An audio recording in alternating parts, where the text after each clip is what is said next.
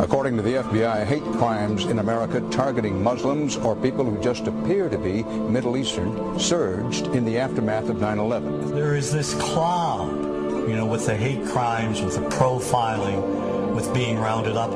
Again, I think this illustrates the power of film, that in spite of the reality, in spite of the material that we know to be true, we still embrace the mythology.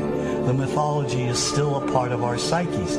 Stereotypes take a long time to wither away. And for many of us, we're comfortable with our prejudices. We don't want to change. We've grown accustomed to this face.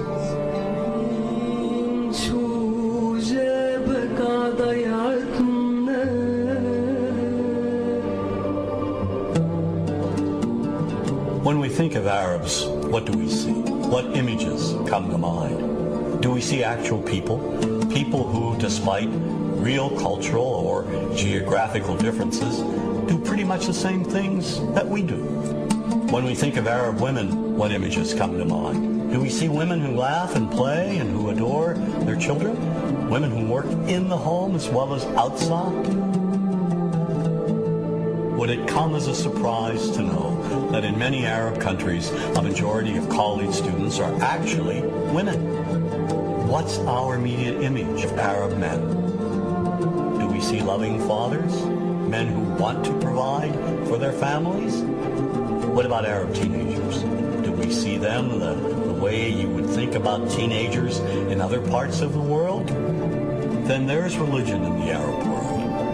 Do we see it as all-encompassing, dominating everything else? Do we know that even though faith plays a huge role in the Arab world, just as it does here in the United States, that it's also true that much of the Arab world is quite secular? When we think of Arabs and religion, does Christianity come to mind? Do we remember that there are over 20 million Christians in the region who have lived side by side in harmony with Muslims for centuries? To their credit, some filmmakers have shown Arabs and American Arabs in all their complexities. And an excellent way to shatter a stereotype is through laughter, through comedy. So we have comedians. Comedians have done this historically. Black comedians, Jewish comedians.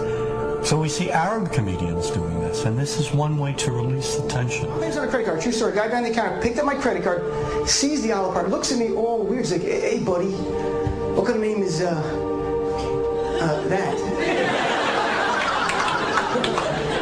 I'm like, well, sir, it's an Arabic name. He goes, what does this mean?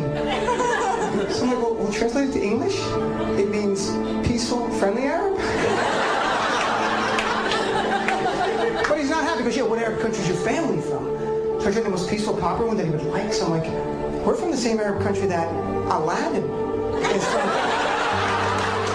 To his credit, Michael Moore in Fahrenheit 9/11 in the DVD includes a scene with this comedy coming out. My name really is Ahmed, and I can't fly anywhere. All you white people have it easy. You guys get to the airport like an hour, 2 hours before your flight. It takes me a month and a half.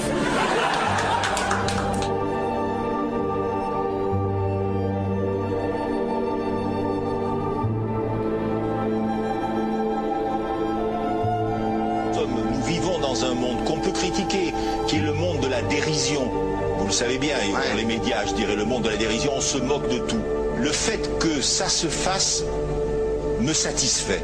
Parce que ça veut dire que nous avons, qu'on est libre, peu à peu... Il faut qu'on soit beaucoup plus sage que ça, qu'on rentre pas dans ces provocations. Et c'est pour ça que... C'est l'autocensure, ça, Jamel. Tu comprends ce que je veux dire? Si on commence à pas faire de dessin pour pas choquer les musulmans... Non, c'est-à-dire que pour moi... C'est de l'autocensure. C'est la fin de la liberté d'expression. Pour moi, la liberté d'expression, la liberté d'expression et le respect font partie, sont mariés ensemble. Moi, je suis pour la liberté d'expression. Mais si je vais blesser une personne, pourquoi blesser la personne? Non, mais si moi j'ai envie de faire une caricature sur Mahomet ou sur un rabbin ou sur Jésus-Christ, il faut que j'ai le droit de le faire. Tu comprends? C'est ça la France. Quand tu sais que tu vas blesser 10 millions de personnes, pourquoi tu vas les blesser? Pourquoi? C'est la liberté, c'est ça. C'est la liberté de...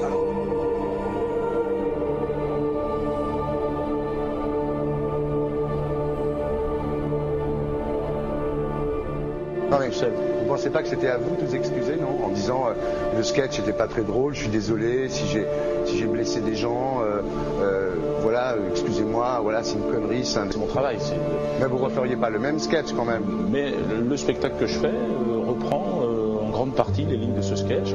Mais il y a un truc que je comprends pas sur cette affaire, c'est qu'à aucun moment vous avez senti le besoin de vous excuser et que vous en avez rajouté. C'est tellement surprenant, c'est tellement inadmissible que j'en suis choqué. Voilà. Dans un pays où on peut parler, on peut s'exprimer. Et là, pourquoi tout d'un coup, sur un sujet, on ne pourrait pas s'exprimer vous savez bien pourquoi on ne peut pas s'exprimer. Pourquoi? Parce que dans ce pays, on a envoyé pendant la guerre des juifs dans des chambres à gaz et que ça crée un petit problème quand même. Vous voyez ce que je veux dire? Dans ce pays, on a envoyé pendant 400 ans des centaines de millions de Noirs. Il y avait 400 ans d'esclavage. Et pourtant, ça n'a pas empêché Michel Leb de faire un sketch qui m'a fait marrer. Où il faisait un noir, et à la fin, il faisait un singe. Et en parlant des narines, en parlant des lunettes. En tout cas, lui, il n'a pas été interdit d'exercer son travail. Il a même eu la Légion d'honneur. Quelqu'un qui a toute sa famille qui a été exterminée dans un camp de concentration et qui voit quelqu'un à la télé qui dit Israël. Vous vous rendez compte? Je ne sais pas. Il y a des moments où même si on connaît les gens, même si on les a invités, on leur... Et c'est pour ça que... C'est l'autocensure, ça, Jamel. Je comprends ce que je veux dire. Si on commence à pas faire de dessin pour pas choquer les musulmans... Non, c'est-à-dire que pour moi... C'est de l'autocensure. C'est la liberté d'expression. Pour moi, la liberté... Et là, pourquoi tout d'un coup, sur un sujet, on ne pourrait pas s'exprimer vous savez bien pourquoi on ne peut pas s'exprimer. Parce que dans ce pays, on a envoyé pendant la guerre des juifs dans des chambres à gaz et que... Deux poids, deux mesures. La liberté pour tout le monde. C'est-à-dire la liberté pour tout le monde. Il y a une personne comme Dieudonné qui a fait un rabbin, enfin qui a fait un colon juif, etc. Tous ces DVD ne sont plus dans les pactes. On l'empêche médiatiquement, on ne le voit plus. Alors que lui, c'est un comique. Plusieurs lois qui ont été faites contre l'antisémitisme. Et moi, je fais un appel aujourd'hui de faire une loi contre l'islamophobie.